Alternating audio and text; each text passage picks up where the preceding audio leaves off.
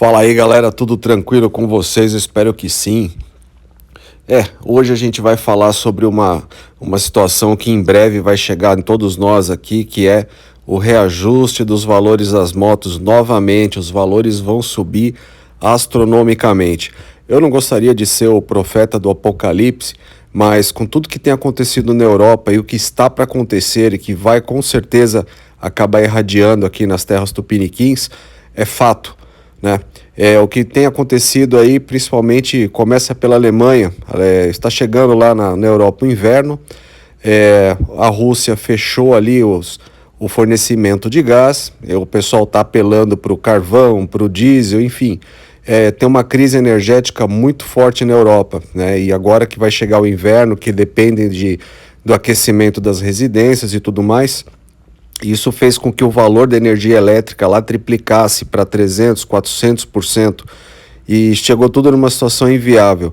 E com isso também, obviamente, subindo também o valor de diesel, a grande procura por carvão. O que acontece é que praticamente todas as indústrias alemãs, elas utilizam o gás natural em seus fornos, na fabricação de tudo, né? Aço, a Alemanha é o quinto maior produtor de aço do mundo, para vocês terem uma ideia. E entre outras fábricas que você tem lá, né? Lamborghini, Porsche, Volkswagen, Audi, BMW, enfim. Isso vai afetar diretamente a cadeia de produção, porque é uma situação que ou você aquece a residência dos moradores ou você continua com a sua produção. Muitas empresas lá já alertaram que corre até o risco de vir a falir. Não é o caso das grandes, mas com certeza eles vão fazer o que? Eles vão interromper a produção nessa época no inverno. E o que vai acontecer na Europa, nos demais países, vai ser a mesma coisa, porque é o efeito cascata. A Europa inteira vai entrar numa crise energética muito pesada, eles são muito dependentes do gás que vem da Rússia. Então, obviamente, se você tem uma interrupção numa produção de aço, você afeta diretamente a produção de motos, não só na Alemanha, não só na Europa, como no mundo inteiro. Vai faltar insumo, vai faltar material. A gente vai ver mais ou menos parecido uma situação como a gente viu na pandemia, onde o pessoal entrava em fila de espera para comprar moto por falta de semicondutores, coisas do tipo, que a gente sabe bem que a história não foi bem essa, né? Não tinha tanta falta de semicondutor assim. Os fabricantes viram uma possibilidade de poder reajustar os preços alegando sobre uma falsa crise, uma crise que na verdade ela não existia, para poder subir o preço dos itens, fabricar menos e vender mais caro. Só que dessa vez a coisa é séria. Dessa vez vai interromper a produção de várias fábricas, vai vir uma crise pesada lá no setor industrial de um modo geral, e isso obviamente vai refletir em nós aqui também, né? Apesar de que as motos, muitas são produzidas na Zona Franca de Manaus, outras em outros estados do Brasil, mas os insumos, os materiais, aço, alumínio, grande parte vai ter toda a sua produção interrompida lá. Sem contar que ainda que você tenha fabricantes aqui, se você tiver fábricas da BMW ou tivesse fábricas da Triumph, Honda, enfim, as matrizes não vão mandar mais tanta grana para injetar aqui enquanto a coisa não se normalizar. Então mas a Honda é japonesa, a Suzuki é japonesa, o que tem a ver com isso? Tudo, porque eles também dependem de todos esses insumos que são produzidos na Europa. E não só isso, para quem não sabe, os fabricantes de motos japoneses, o mercado japonês, ele é totalmente voltado para a Europa. Tanto que a gente tem N tipos de motos de marcas da Honda, da Suzuki, que a gente nunca viu aqui no Brasil. Tantos modelos que nós nunca vimos aqui, nós nunca vamos ver, porque eles não vê o Brasil como um mercado em potencial. Eles vê o Brasil como o mercado das 125 cilindradas, né? Então, eles não vão trazer investimentos para cá enquanto toda essa crise não acabar. E principalmente na Europa. Os fabricantes japoneses, basicamente, eles fabricam motos para os europeus. O mercado mais forte deles são os europeus, né?